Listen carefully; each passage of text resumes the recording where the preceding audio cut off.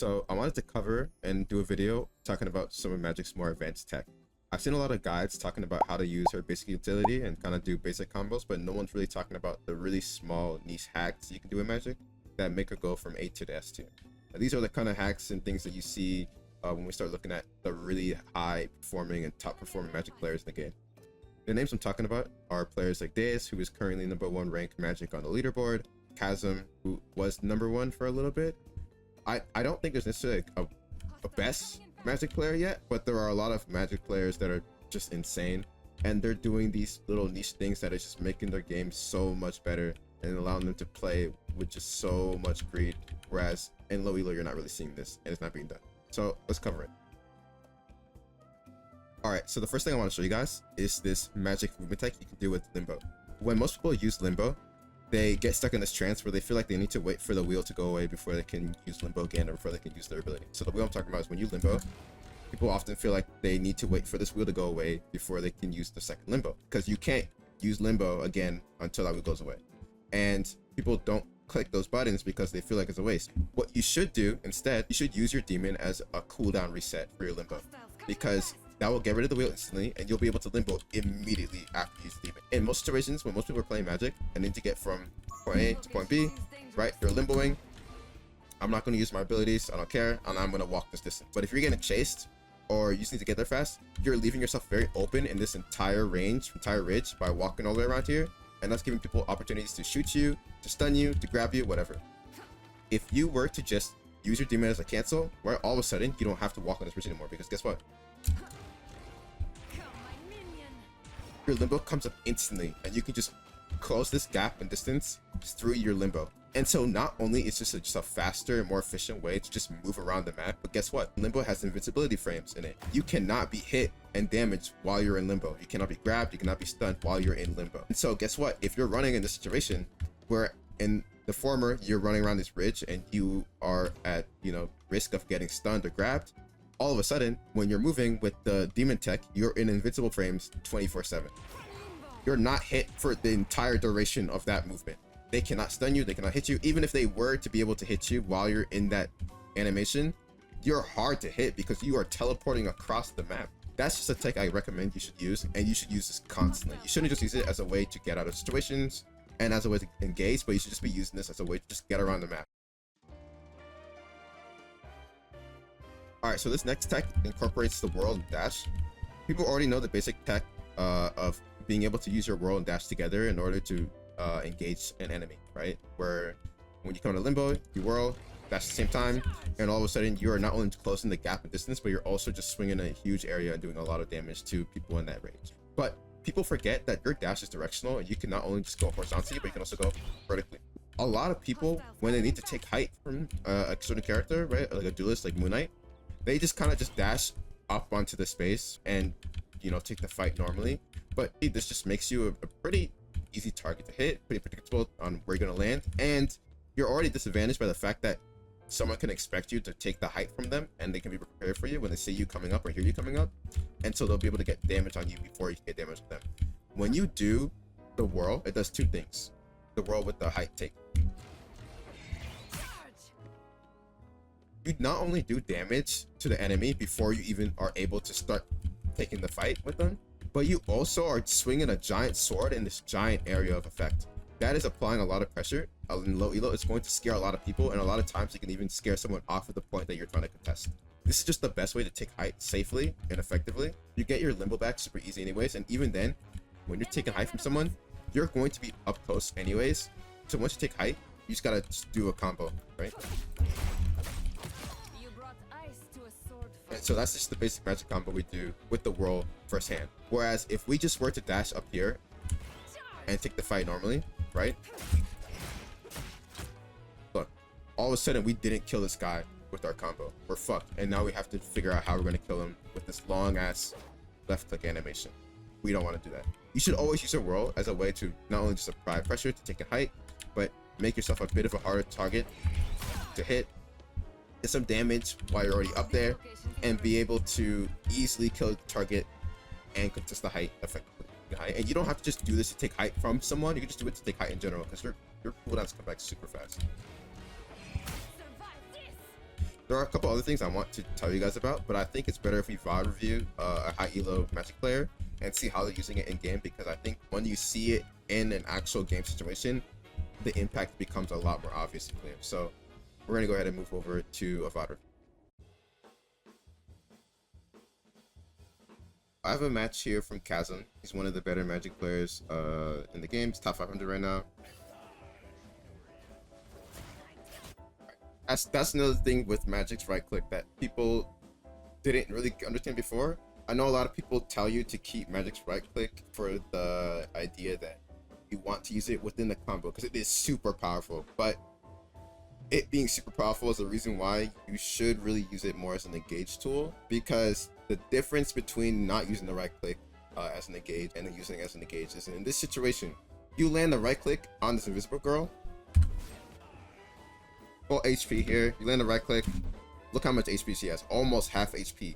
That is your go, and that is your check to say, this invisible girl is an easy kill for me right here. If you save your right click for after the engage, during your combo, after you dash into this invisible girl, the issue with that is that you go and you engage into this fight, and if something happens, if you miss your dash, you get stunned during your fight animation, you don't have that guaranteed damage to make this an easy kill anymore.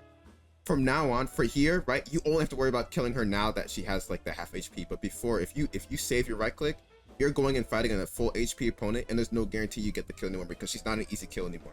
Does that make sense? Like in this situation, if you miss this dash in this situation, it's okay. She's still half HP. You can just left click, melee, maybe another left click, and then kill her just like that. But if you hold your right click and you dash and you miss in this situation, you have a full health target right here that you cannot kill anymore. Not only that, but now you're in a fuck situation where you can't even trade the kill because you've just dashed into the enemy lines, right? Loki's here, Hela's right here, Visible Girl would be full health, right? You're just fucked because you've just dashed into a situation that's just unfavorable for you. Whereas this situation is favorable, and that is the reason why you're going into this fight, right? So my point being, you can create a favorable situation for you by hitting that right click. Whereas if you save the right click for the combo, you're going into a situation that you're just taking a coin flip on. You don't know if it's favorable or not until you go there and hit your E and try to do it. And look, goes in there, dashes, left clicks, right? And I'm assuming he's gonna melee this. Yeah, and it's literally an easy kill. Easiest kill in the world. All you're doing is you're dashing, left click, melee. Dash, left click, melee. Whereas if you didn't hit the right click initially, you're dashing, left click, right click, left click. You're doing a lot more work there on the actual execution itself than this execution. The thing that I like about Chasm's playstyle specifically is the fact that he uses the right click like it's a fucking primary fire. He's always spamming it because no matter what, you're always getting value out of it. And the fact that you're always doing damage, you're getting alt charge. Right? Like obviously if you miss it, then sure you don't get value from it. But the right click doesn't take very long to come back. And notice how big the AoE is on the right click. This Hela is nowhere in sight of that line. Look at where it's going. And she gets hit, and look how much the health that chucked off, right? If you have a Hela on your team and she sees this Hela, she just one-shots her in the head and she's dead, right? One shot, body shot, and you're dead. Her right click comes back in like 5 seconds. By the time she gets anywhere near the enemy team, she's gonna have her right click back. There's no problem. And another big thing I want to point out too, look at her ult charge. We're at 87%, 88%. We're at 88% here. We go up to 91%. That quick off of just hitting one right click from all the way over here. Sure, you might not want to waste abilities, but you're going to have your right click by the time you get here anyways. So you might as well just throw it and just see if you can hit something and do some damage, build up some ult charge, right? So you have your ult more consistently and more often. It literally doesn't hurt to use right clicks in this sense, where you're just constantly throwing them. And that's the habit of Chasm that I like a lot, where he's always using the right click as a primary fire, and he's always prioritizing using the right click over anything else. And to be honest, I would go as far as to say that her right click, Magic's right click, is probably the best tool in her kit. Her left click is good, her dash is good, her demon's insane, right? But I think her right click, just off the fact that you can just spam that shit, it is a free way to guarantee a good engage, or to guarantee, right, safety if you get if it's like an unfavorable fight, right? This is just it's a multi-purpose tool that needs to be used before anything else, in my opinion, with Magik. And I think that's the difference between a lot of these high elo Magics and these low elo Magics. And look, again, a great engage tool, right? We right click, we hate. If we don't get anything, it's fine because Loki's here. When we dip out, simple. And again, we're using that demon again to reset our limbo. Put a demon down and we can limbo again instantly. And we can get this HP just like that, instead of having to walk all the way around here to get the HP. Asm's over here, he's trying to find a good opportunity to engage. His team's in the fight, so this would be some good timing. But notice how he doesn't engage first. He uses his right click. A lot of damage. He's left clicks. He doesn't even need to melee. He easily left clicks and that's it. And then he gets out.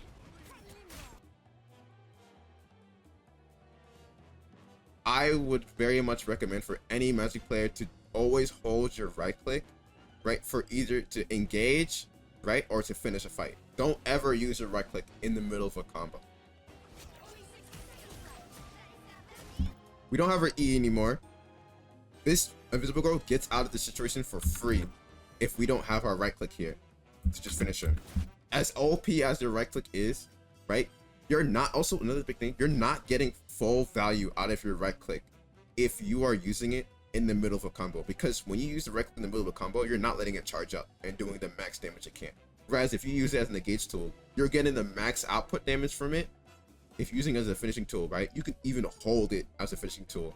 If you need to steady your aim, if maybe they're not too far from you, right, you can hold the right click a little bit as a finishing tool and then guarantee yourself that max damage or closer to max damage as a person. Whereas if you're in the combo, you're clicking right click like boop, and that's it. And you're not getting no value out of it in terms of the max damage.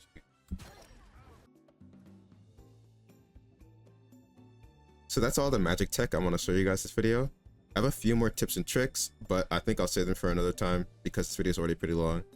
If you guys enjoyed what I made, if you guys enjoyed the content, and if you guys want to see more, you should definitely subscribe because I need more subs. If you guys enjoyed what you saw and heard today, I'd really appreciate any time you guys took to leave a comment. Let me know what you thought. Let me know how I could improve for the next video because I do want to make more of these videos. And if you really want to see more, you know, leave a sub so you know when I post. I'll be posting a lot of other stuff as well, just other Magic highlights and high quality gameplay, maybe non-Magic gameplay as well, but just funny moments. I have a lot of content that I've been making for Rivals and I'm really enjoying it, so I'm going to be posting a ton more very soon. Anyways, thanks for watching, guys.